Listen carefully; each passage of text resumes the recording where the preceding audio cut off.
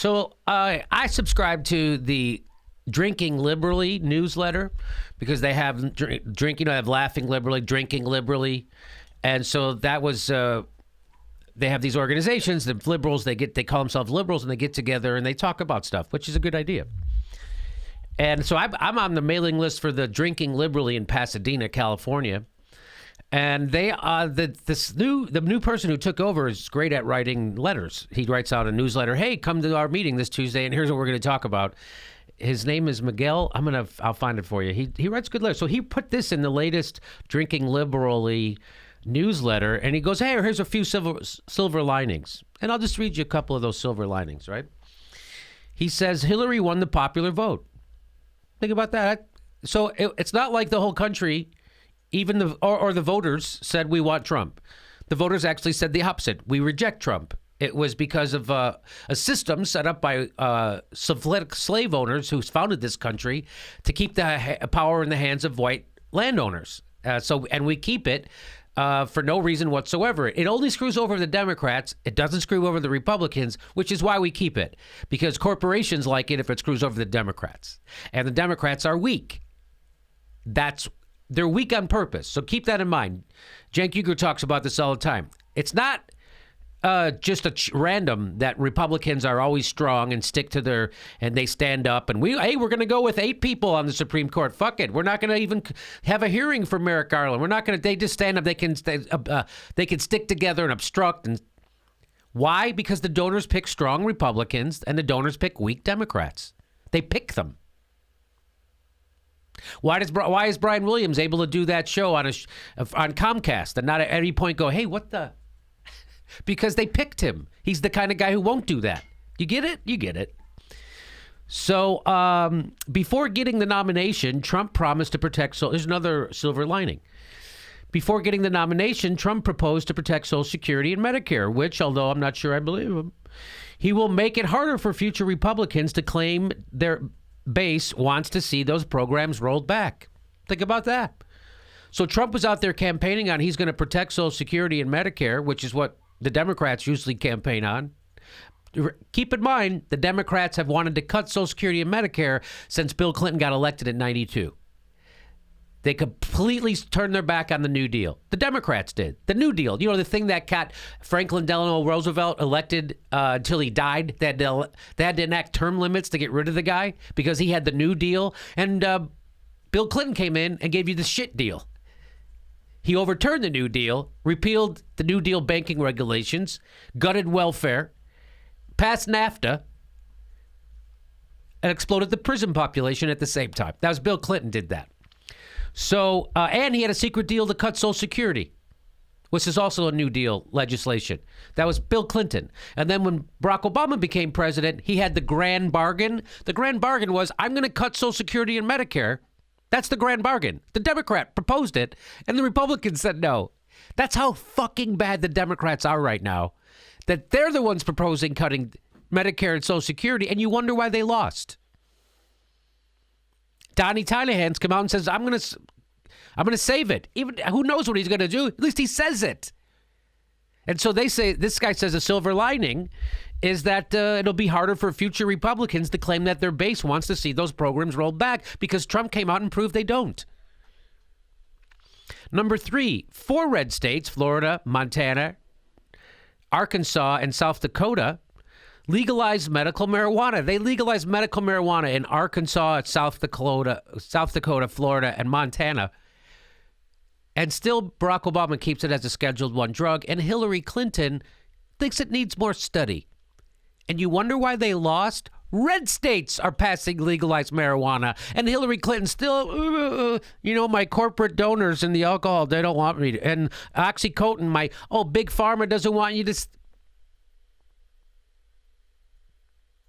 They're not, that's how bad they're in bed with their donors. Hillary Clinton is not even as progressive as a red state as Arkansas. She's not even, by the way, she lost Arkansas. Lost her home state. One of her 3 or 4 home states. Good thing Arkansas doesn't have a professional baseball team because that would have been her 4th favorite pro. I wonder why she lost because she's completely full of shit.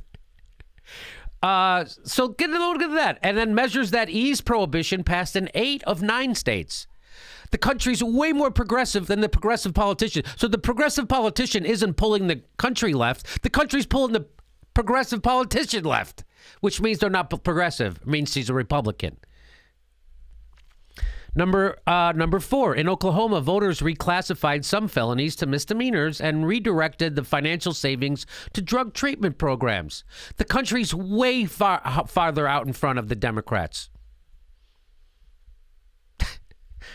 So pathetic. But it was the Bernie bros. It was sexism. It wasn't that they're completely have their head up their ass and turn their back on their own base. Frank? Well, why do they think the Republicans are swayable? Like, that was their whole thing, was they're going to appeal to moderate Republicans and bring them in because the Democrats have nowhere to go. But whatever made them think that those people can be convinced? Because Trump.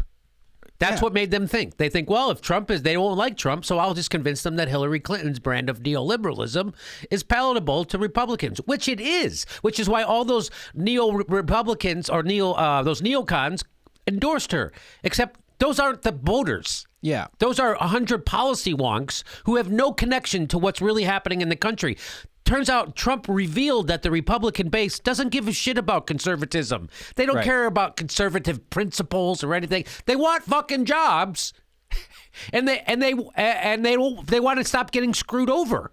That's what they want. They want what we want. What we want. They don't want to be stressed about medicine, stressed about education, stressed about jobs and how they're going to pay their bills. And Hillary Clinton came along saying everything's okay. I'm just going to keep doing what Barack Obama's been doing. And people are like, no, everything sucks. My Obamacare is going up 24%. I am drowning in debt. I'm working 3 jobs. And the bridge is falling down by my house. And she's like, no, everything's already okay. So we'll keep moving on. Number 5, in New Mexico, a DA candidate ran a campaign of giving addicts treatment instead of prison time, and he won with 70% of the vote. That's in New Mexico. Again, New Mexico, way more progressive than our own progressive party, Barack Obama and Hillary Clinton. They're not they're Democrats in clothing only, Barack Obama and Hillary Clinton. Barack Obama is handing over a surveillance state. Barack Obama repealed habeas corpus. Talk about a fascist move. And he gives those fascist tools to Donnie Tiny Hands. That's your Democratic Barack Obama. And you wonder why they lost? They resemble nothing of Democrats. Nothing. They are pro-abortion, pro-gay Democrats. Guess what? Most Republicans are pro-gay and pro-abortion. What is it? Get ready for 8 years of Donald Trump. I'm just telling you. Because the Democrats aren't going to be able to. Let's keep going. Number 6, African-American prosecutors touting reform agendas, one in St. Louis, Orlando, and Georgia. Where was Hillary Clinton's plan to reform our judicial system, our criminal justice system, and stop it from being so racist? Where was that plan? Nothing. No plans to do anything to help anyone. And guess what? You lost. No. She carries hot sauce in her purse. She carries hot sauce in her purse. Yeah. That'll get it done. Look how much more progressive the country is than our Democratic Progressive Party. There's no reason we need to disband the Democrats. If they don't clean out, So let's keep going. Number 7, Arizona's self-proclaimed toughest sheriff in America, Joe Arpaio, who was under federal indictment, failed to get reelected. That's nice to see him be rejected. In a low voter turnout year, he got rejected. So now he'll just be appointed in a more important position in the Trump administration. Which, by the way, is also a silver lining. If Joe Arpaio, who, by the way, is so unpopular in his own goddamn state he loses, the county, now Donnie Tiny Hands puts him as the face of his immigration. Do you know how good that is for whoever opposes Donnie Tiny Hands? Like, they're giving the Democrats gifts, and the Democrats keep shitting on them. Hey, you guys hired Steve Bannon? We'll reelect Chuck Schumer. I see your Bannon and raise you a Wall Street whore. So that's also a silver lining.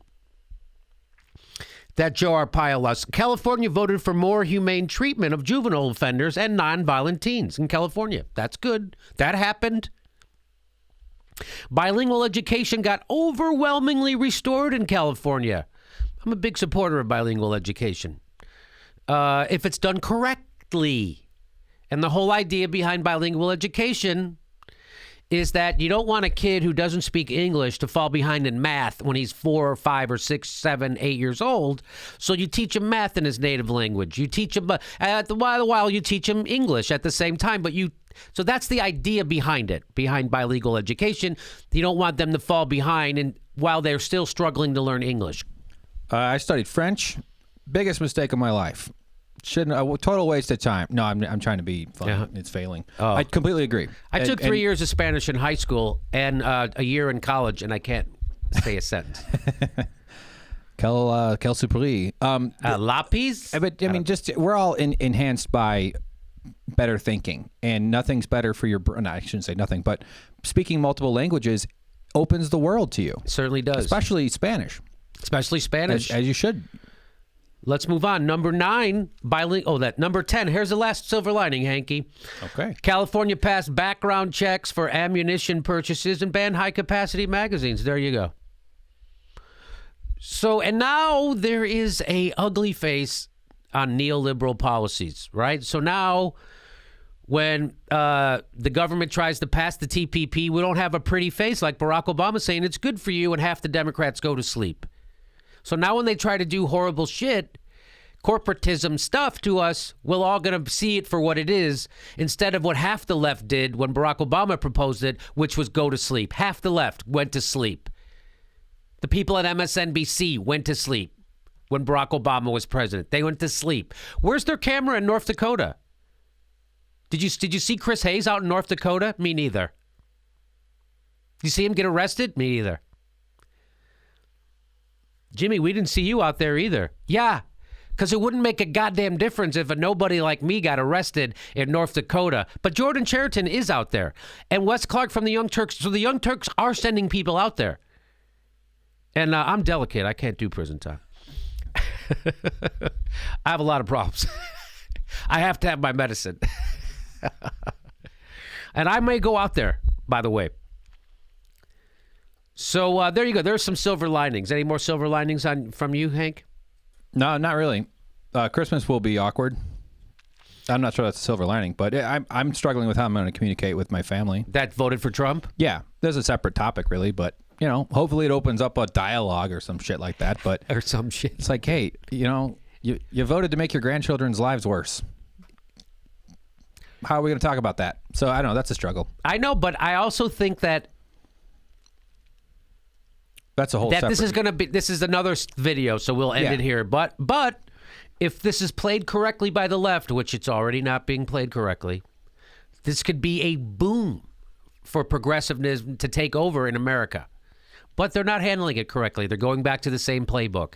Hey, we got to get money from Wall Street. We got to get donors. They had a 3-day meeting with their fucking donors already. Private. Jesus H. Christ. Bernie Sanders showed you how to do it. You talk to the people will support you $27 at a time. Outraised Hillary Clinton. All right, that's another video. Silver linings. Don't freak out.